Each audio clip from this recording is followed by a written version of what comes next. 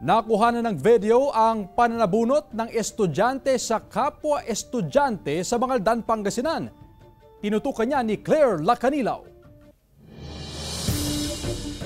Sa cellphone video, makikita ang biglaang pagsabunot ng isang estudyante sa isa pang estudyante sa loob ng isang paaralan sa Mangaldan, Pangasinan. Nagtamo ng galos at sugat sa iba't ibang bahagi ng katawan ng 16 anyos na si Grace. Hindi niya tunay na pangalan. Bago ang insidente, matagal na umanong nakararanas ng pambubuli ang biktima mula sa grupo ng estudyante. Parang hinahanap-hanap po nila ako ng makipag-away sa kanila.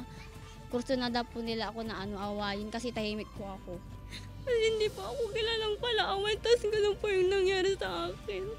Kaya hindi pa ako nakikipaglaban kasi may sakit din po ako sa asma. Bawal pa ako mapagod.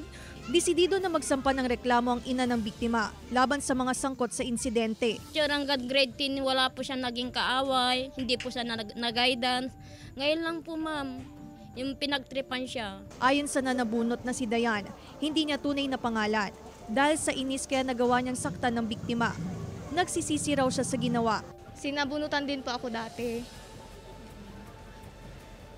Sa Makayog. Tapos ipopost daw po nila. Nung barkada niya po. Doon po, nainis po ako noon. Gusto ko po mag-sorry. Nadala lang po talaga ako sa inis ko noon. Tiniyak ng pamunuan ng paaralan na hindi nila kinukonsinti ang anumang uri ng karahasan sa eskwelahan. Tinututukan ng mga advisors ang kanilang mga estudyante at itinuturo po sa kanila yung hindi magandang naidudulot nitong bullying. Kasama si Henry Dominsil, Claire Lacanilaw, 1 North Central Luzon.